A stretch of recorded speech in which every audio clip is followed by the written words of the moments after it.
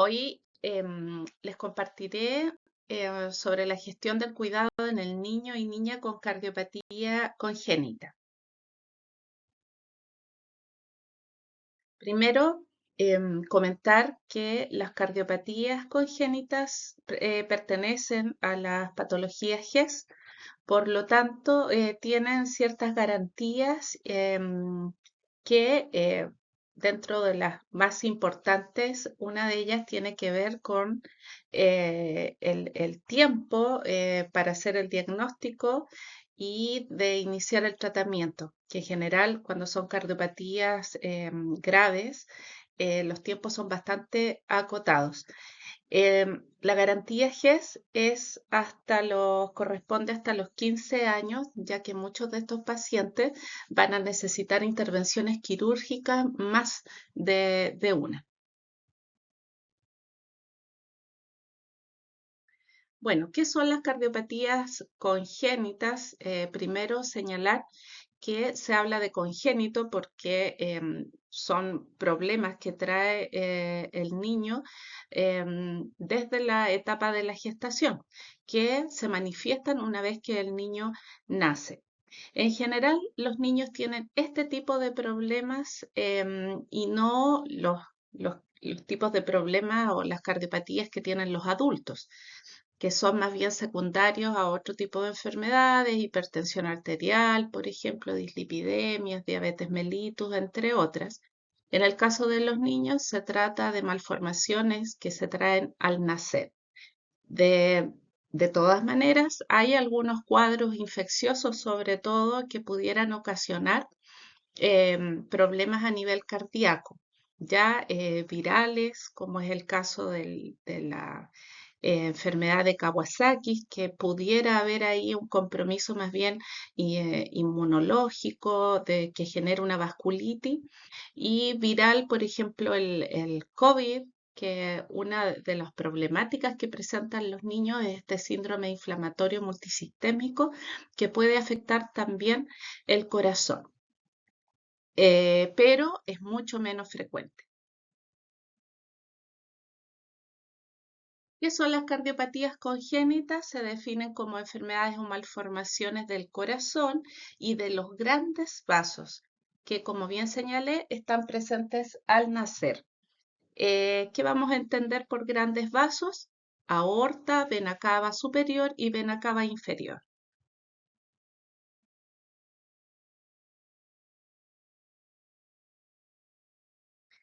En relación a la etiología, se habla más bien de que influyen o pueden influir ciertos factores.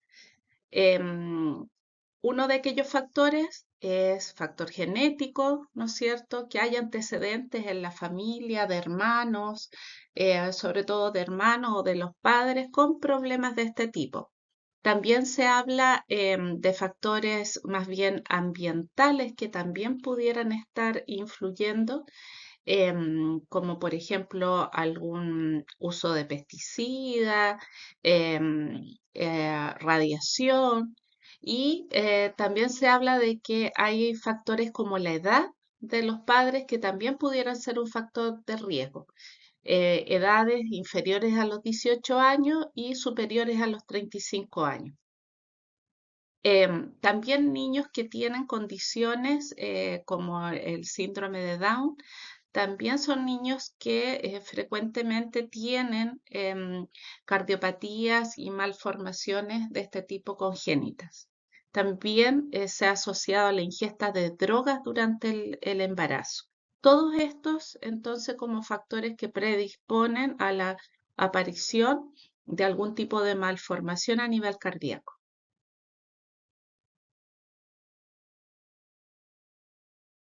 En relación a la epidemiología, se trata de un problema menos frecuente, más o menos el 1% de los recién nacidos vivos tendrá algún tipo de malformación cardíaca, y lo que sí es importante es señalar que más de la mayoría de estos niños van a requerir alguna cirugía para dar solución a su problema.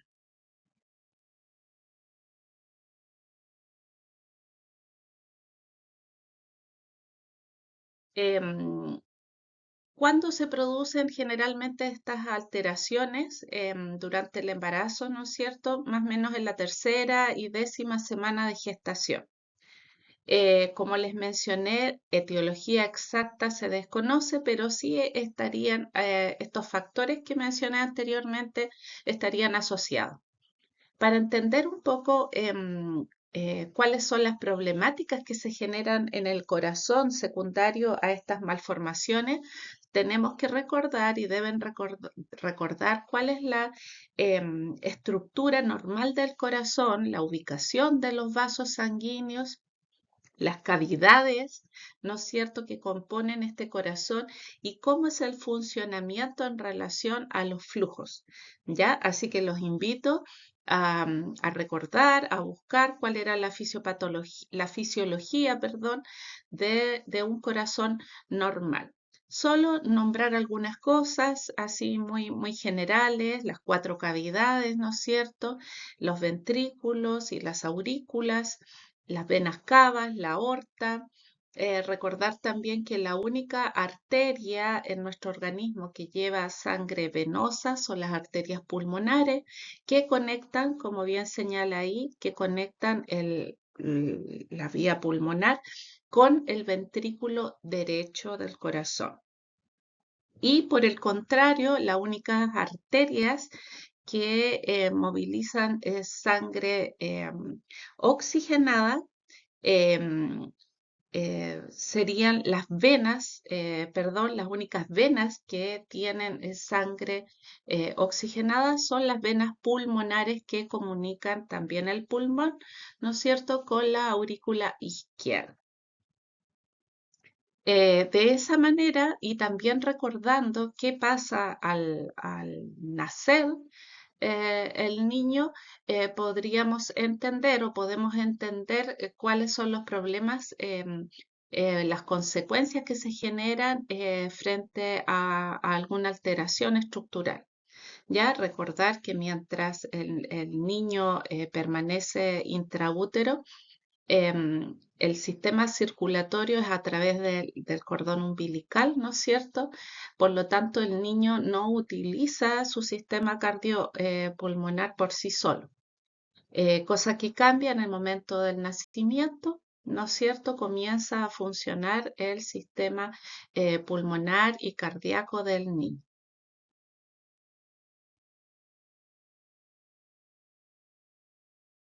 Ahora bien, cuando se habla de la clasificación de estas malformaciones cardíacas, de estas cardiopatías congénitas, voy a presentarles dos formas de clasificarlas. La primera tiene que ver con la gravedad de la malformación. Entonces, se distinguen tres tipos de cardiopatía según gravedad. Las primeras y las más graves, que se denominan con riesgo vital, aparecen aquí algunas como la coartación o la interrupción en el arco aórtico. En el fondo se traduce en una estrechez en la aorta. También otras situaciones donde los grandes vasos, que serían la aorta y las venas cavas, no están en su lugar y en el fondo podrían estar en el lugar contrario, ¿ya? Estenosis que hayan importantes, ¿no es cierto?, que interrumpan el flujo normal. Esas serían algunas de las cardiopatías con riesgo vital. Ya un poco menos graves aparecen aquellas cardiopatías clínicamente relevantes, así se llaman, donde en general los defectos son a nivel de tabique, el tabique que separa ambos ventrículos y también defectos en el tabique que separa las aurículas. ¿Ya? Estas son condiciones que dependiendo el foramen que haya en esa pared puede provocar más o menos signología, sintomatología en el niño. ¿Ya? Estos son, como les mencionaba, los efectos más, las malformaciones más comunes. También aparece aquí otra cardiopatía que se llama tetralogía de Fallot, que, como bien señala su nombre, considera cuatro malformaciones, ¿ya? Y que después vamos a ver de que entre estas dos tipos de malformaciones, el niño se presenta con cianosis, que sería la tetralogía de Fallot, pero en los primeros, en estos orificios que hay entre las aurículas y entre los ventrículos, esas son malformaciones en donde el niño en general no presenta cianosis.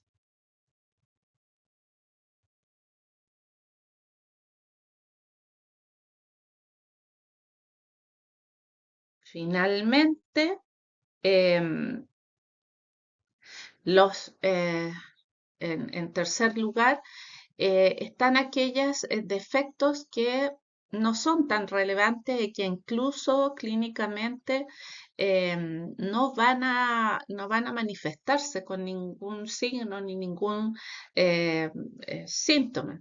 Ya muchas veces corresponden a hallazgos y que pueden ser hallazgos en épocas, no sé, de la adolescencia o incluso adultos, que hay ahí algún tipo de malformación, pero que no generó ningún problema. Ya son defectos pequeños, por eso son clínicamente no relevantes.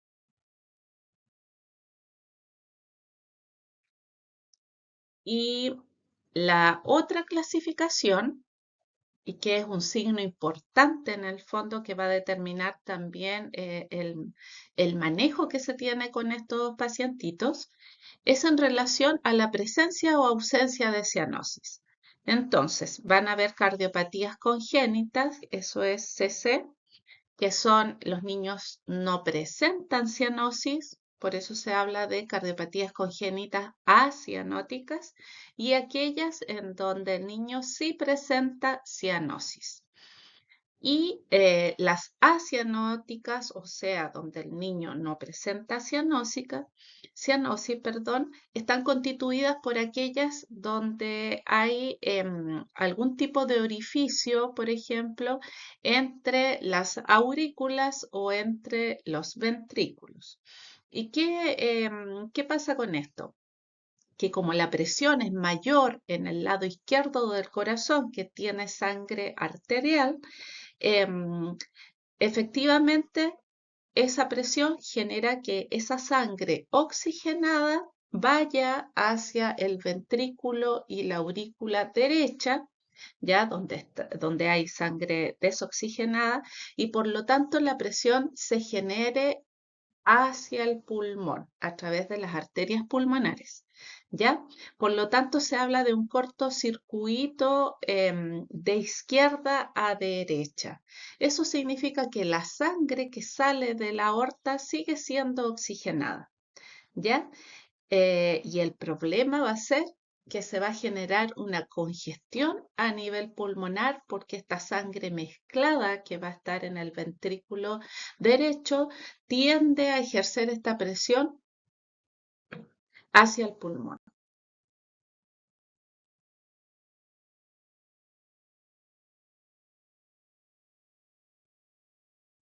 En general, entonces, si pudiéramos hablar de grande o conjunto de signos y síntomas asociadas a una cardiopatía congénita, encontramos la cianosis como signo importante y en estos casos vamos a hablar de una cianosis central, que después mostraré un poco cuál es la diferencia entre una cianosis periférica, la insuficiencia cardíaca como un conjunto de signos y síntomas que derivan de la congestión pulmonar y las arritmias.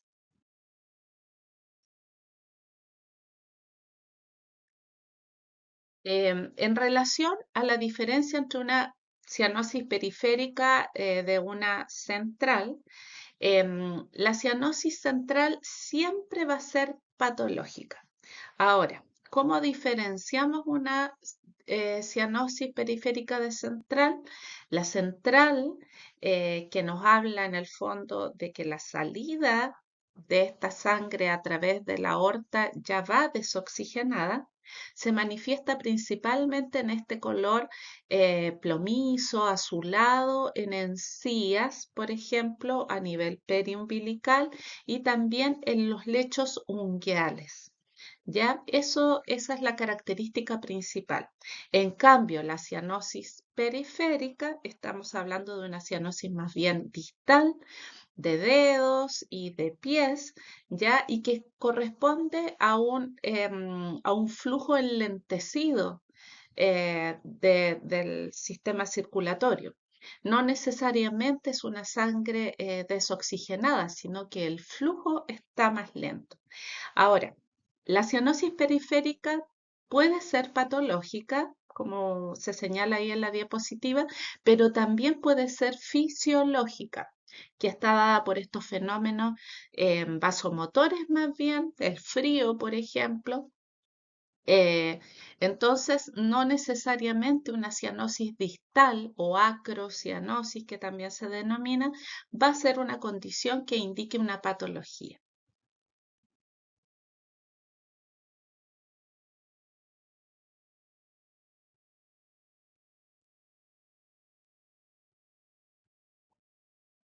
Nuevamente aquí algunas imágenes, quizás la fotito de la derecha a nivel inferior no se ve mucho, pero ese pequeño tiene las mucosas, la encía, también la lengua se puede ver un poco más azulada, ¿ya? Así que esa sería la cianosis central.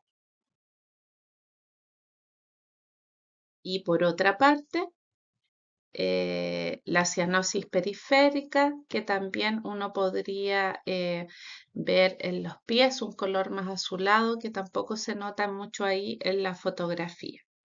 Nuevamente recalcar que en una cianosis central la sangre sale del corazón con una concentración de oxígeno más baja de lo normal. En cambio, en la cianosis periférica se habla de un movimiento lento de la sangre a distal.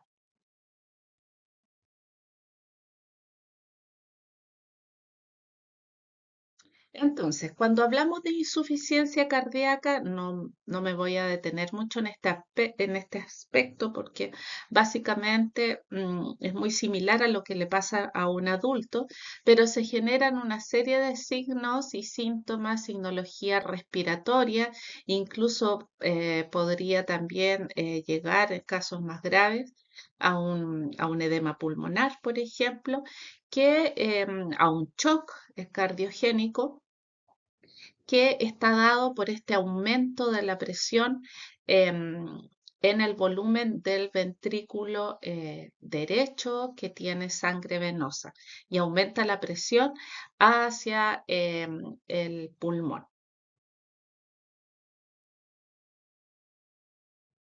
Y solo decir de las arritmias que pueden presentar estos niños, ya sea una taquicardia o una bradicardia, y que en general también el manejo va a ser muy similar a lo que se realiza con los adultos.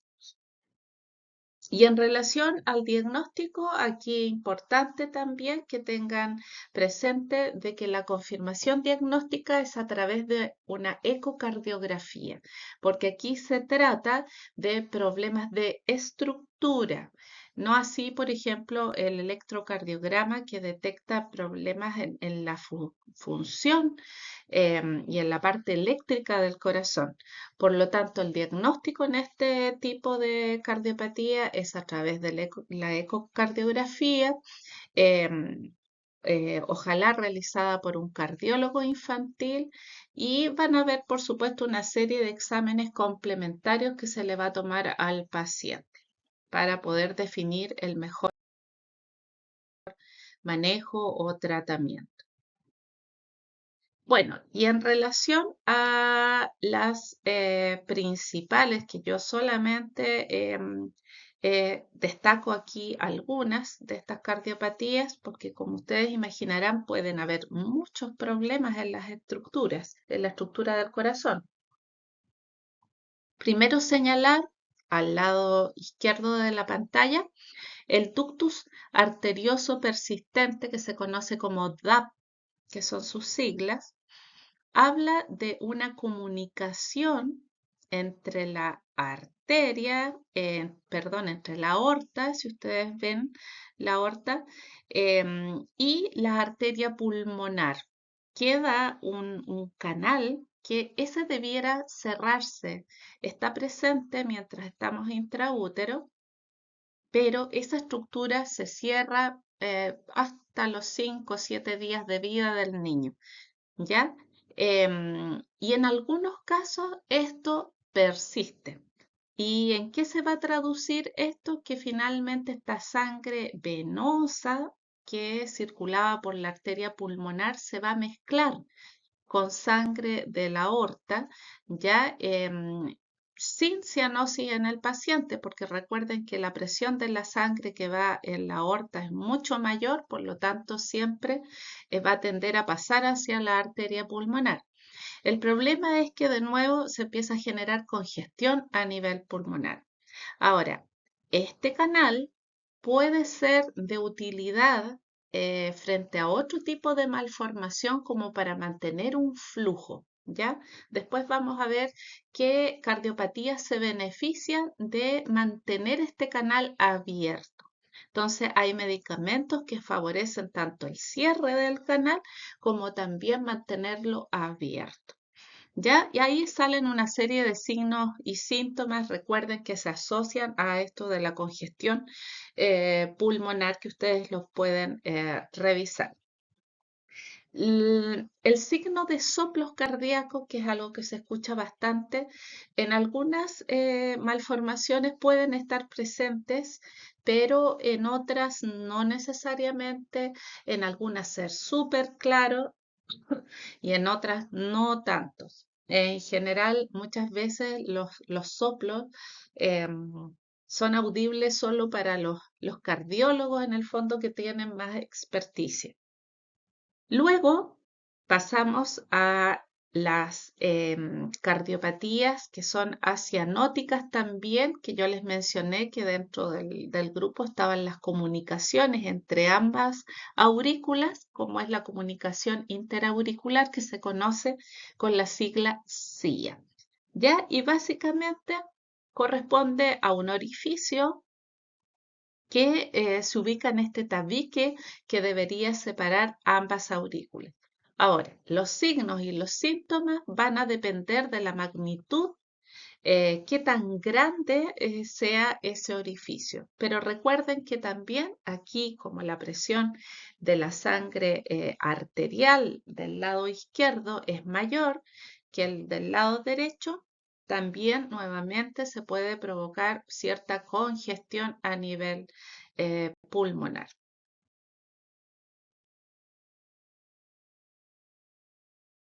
Y siguiendo con este problema de tabique, aquí se muestra un corazón con una comunicación entre ambos ventrículos.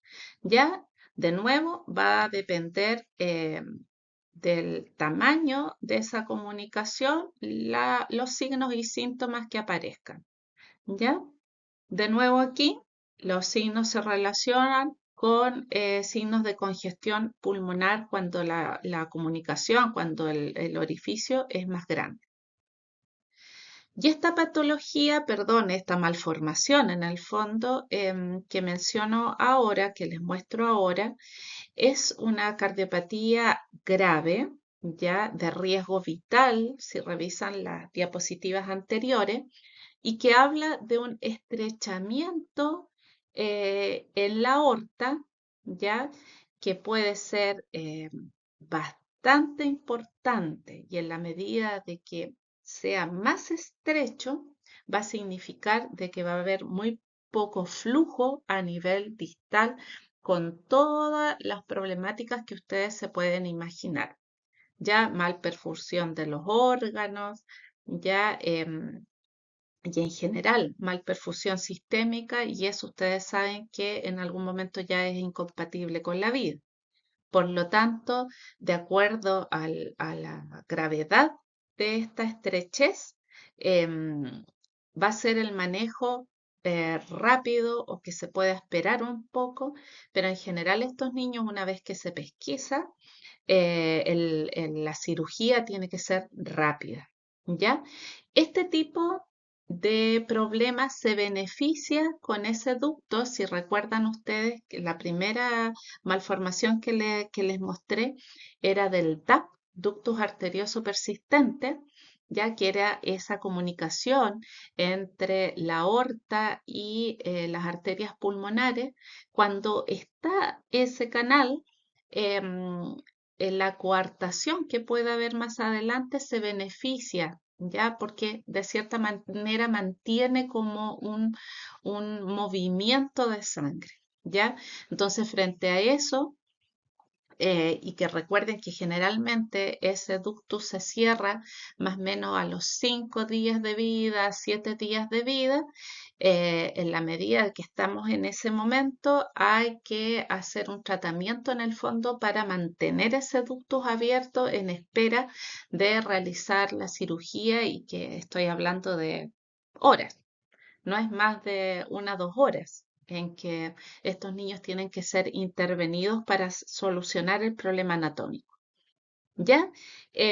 Aquí les coloqué los signos y síntomas en rojo para que mayor claridad de que esta es una condición grave de malformación, ¿ya? Y como señala aquí, generalmente los signos se inician en la segunda semana de vida. Puede ocultarse un soplo, existe una disminución de la presión arterial en las extremidades inferiores y de los pulsos. De hecho, eso puede ser uno de los signos que hacen pensar de que el problema del decaimiento del niño, del cansancio del niño, se debe a una cardiopatía. Es que al momento de palpar pulsos distales, no se siente, ¿ya? Y tampoco se logra tomar la presión arterial.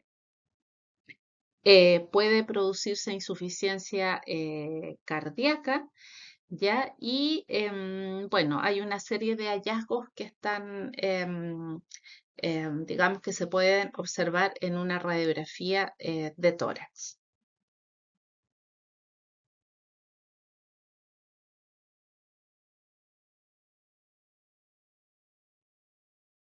Y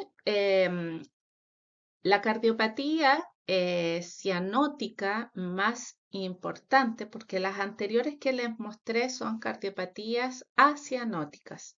No hay presencia de cianosis central en el paciente, por lo menos en las primeras instancias. Obviamente, si es una cardiopatía grave que no se logra manejar, en fin, en algún momento el paciente igual va a empezar a hacer cianosis periférica, de todos los tipos de cianosis, ¿ya? Pero en primera instancia las anteriores no se manifiestan con cianosis. En cambio, la tetralogía de Fallot sí es una cardiopatía cianótica, y ahí ustedes pueden leer cuáles son los 4 defectos que presentan estos corazones, ¿ya? Y que al apreciarlo se ve algo bastante potente en cuanto a las ubicaciones, en fin, pero increíblemente el organismo en primera instancia intenta adaptarse a esta situación. Ya estos niños se van a ver con esta coloración azulada, y en general son niños que se cansan bastante, ya son más bien hipoactivos en el caso de los lactantes, y frente a un estímulo que signifique un esfuerzo, por ejemplo, llorar, es un niño que se va a colocar muy azulito. ¿Ya? Esta es una patología, o esta es una condición, en realidad una malformación que va a requerir cirugía, y probablemente más de una cirugía. Entonces, la cianosis desde los primeros días de vida, ya, y al esfuerzo aumenta la cianosis. Eso significa que también le va a costar alimentarse. Y aquí la literatura señala de que sí se ocultan soplos.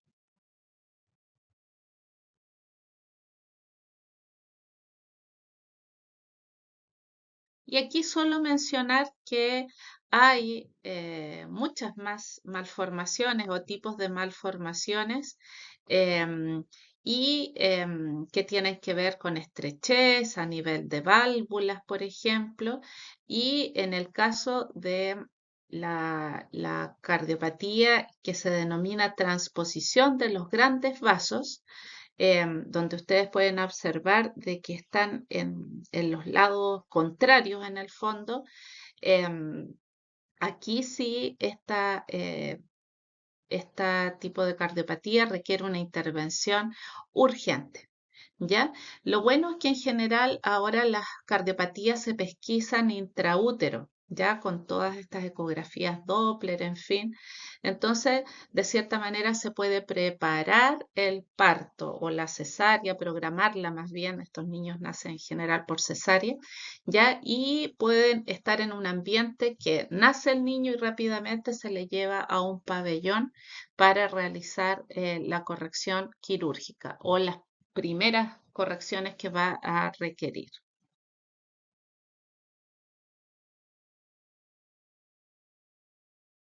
Entonces, si quisiéramos como aunar estos signos y síntomas, aquí están los principales de los lactantes, ya que es un poco todo lo que he ido contándoles, ¿no es cierto? Y en el caso de los niños más grandes, que a veces efectivamente se pesquisan cuando los niños son más grandecitos. Entonces aparecen otros tipos de signologías y que tienen que ver con problemas de crecimiento, desarrollo, por ejemplo, además de esta coloración pálida, en fin. Ahora, en general, las cardiopatías congénitas van entonces a provocar un aumento de un esfuerzo cardíaco, pueden provocar esta hipertensión pulmonar, el gasto cardíaco va a ser insuficiente y se va a generar una mala saturación de oxígeno a la larga igual. ¿Ya? El diagnóstico médico se va a hacer en función de los antecedentes, los signos, síntomas, y este examen físico importante con el control de signos vitales que también va a ser muy relevante.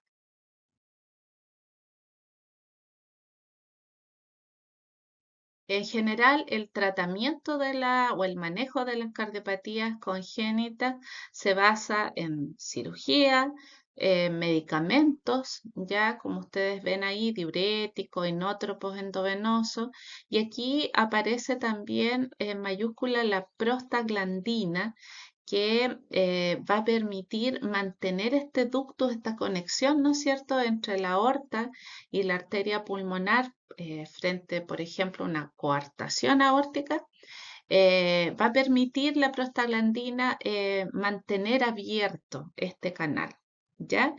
Em, También las cirugías se pueden realizar ahora a través de cateterismo, ya que es bastante menos invasivo, por decirlo así, pero en algunos casos se requiere una cirugía abierta, corazón abierto, em, para poder restablecer la forma del corazón para que funcione bien.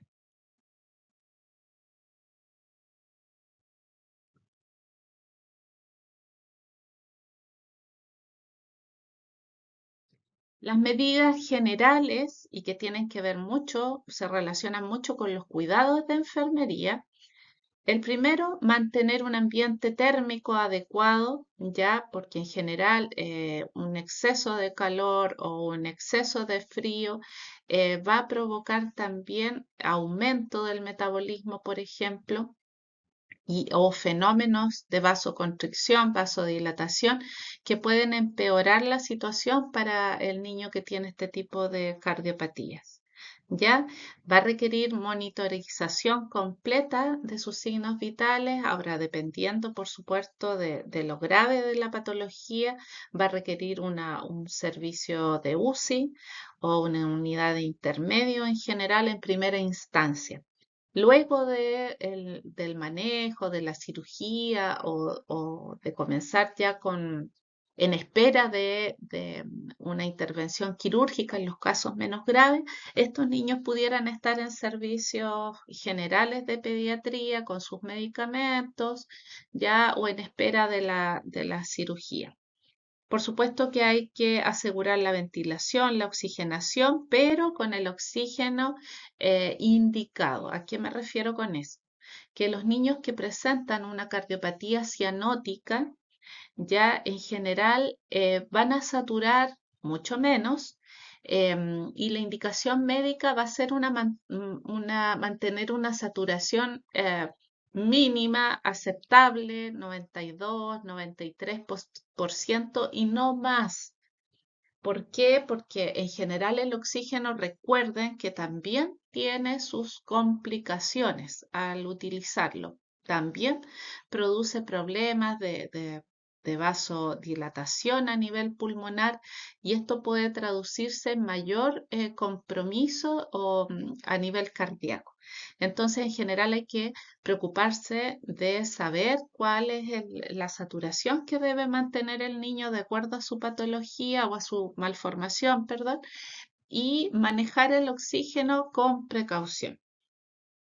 Van a requerir corregir cualquier tipo de trastorno electrolítico o de acidosis, balance hídrico con estricto, ya con restricción a veces de volúmenes, ir controlando el peso también. Ustedes saben que es muy importante en el recién nacido, en los primeros meses de vida, ya, y una de las grandes tareas desde el punto de enfermería, intentar mantener a este niño lo más tranquilo posible, ¿ya?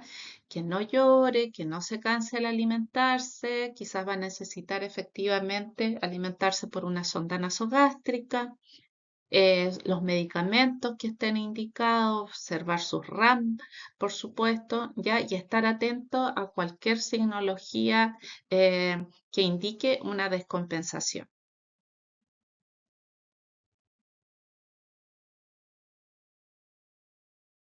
Y en relación a la gestión del cuidado, aquí voy a hacer énfasis en que la valoración va a ser muy importante y hay que estar evaluando eh, continuamente esta signología o sintomatología en el caso de los niños más grandes. Ya, por lo tanto, el examen físico va a ser muy importante y, por supuesto, al ingreso va a requerir la anamnesis, la entrevista con el cuidador.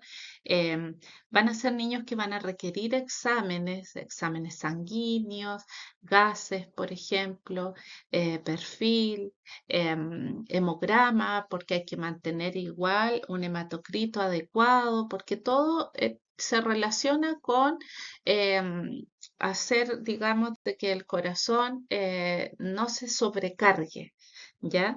Em, y aquí el aspecto general, como ustedes ya bien saben, el estado de conciencia, qué postura tiene ese niño, puede que tenga dificultad para respiratoria en el fondo cuando hay ya estos signos de hipertensión pulmonar, el estado nutricional que puede estar deteriorado, ¿ya? Em, el control de signos vitales que tiene que ser completo. Completo quiere decir que debiera ser un niño, cuando está en su etapa más bien aguda, controlarse la presión arterial en las cuatro extremidades, por ejemplo, estar evaluando los pulsos distales también. Por lo tanto, aquí van a haber actividades que no se pueden delegar y que debiera hacerlo el profesional de enfermería.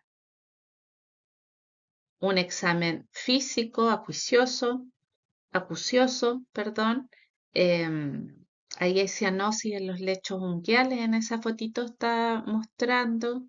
Esta fotito que debiera mostrar una cianosis en las encías y bucal más bien, ya acrocianosis, edema también, por supuesto, ya como cualquier problema a nivel cardíaco. Esta es una fotito de un pacientito que requirió una cirugía abierta, ¿no es cierto? Y que en general esta es la condición en que salen de sus pabellones con pseudoanalgesia, en ventilador mecánico para favorecer la cicatrización y que en el fondo el niño esté lo más tranquilo posible, disminuir todo lo que signifique gasto de energía.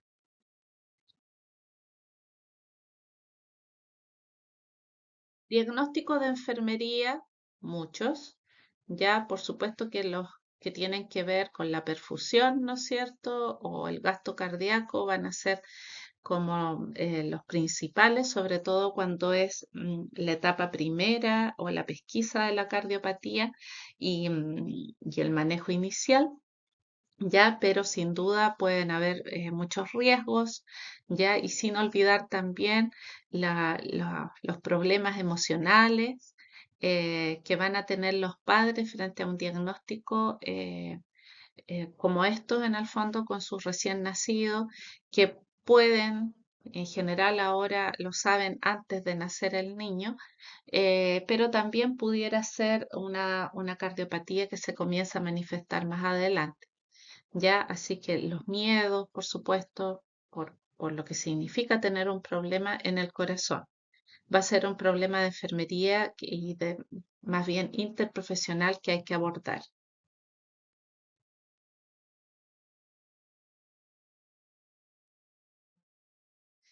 Y dentro de las actividades, muchas se relacionan con el manejo médico, ¿no es cierto?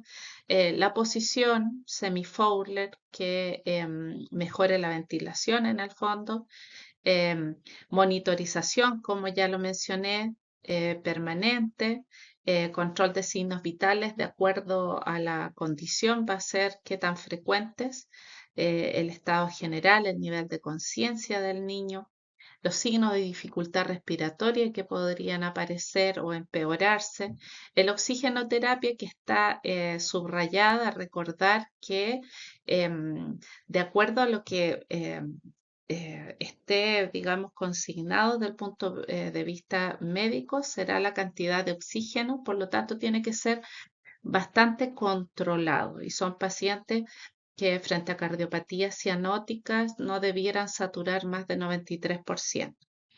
Los ambientes lo más neutrales en relación a la temperatura, ya evitar situaciones de estrés, un ambiente tranquilo, ya todas las intervenciones en bloque, las tomas de muestras igual, que sean bastante agrupadas para invadir lo menos posible al niño y mantenerlo lo más tranquilo posible.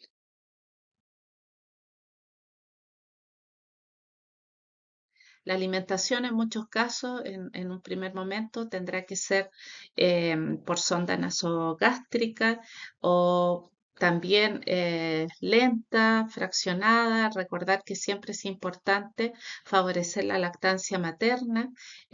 Por lo tanto, si se requiere alimentar a este niño con sonda nasogástrica, habrá que cautelar la extracción de leche por parte de la mamá. La fluidoterapia, que en general va a estar restringida también, control de diuresis, balance hídrico, los fármacos, la administración.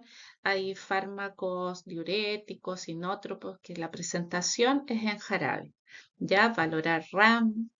Los pacientes, sobre todo los que están en UCI, habrá que evaluar la necesidad de una vía venosa central, ¿no es cierto?, de un catéter para monitorizar, para extracción de muestras, en fin.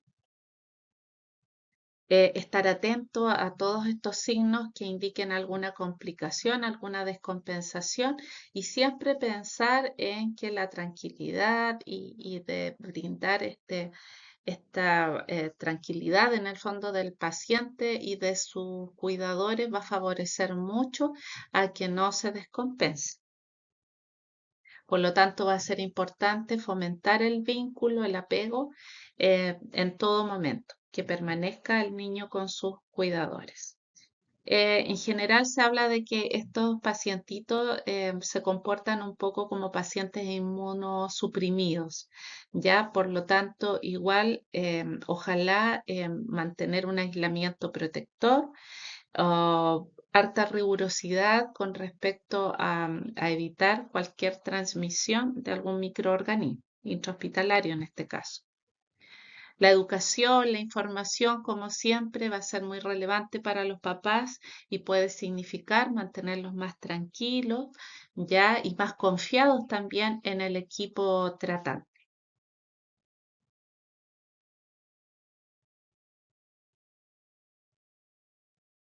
Y eso sería todo por este momento. Cualquier consulta, pregunta, me la pueden hacer llegar. Que estén muy bien. Chao, chao.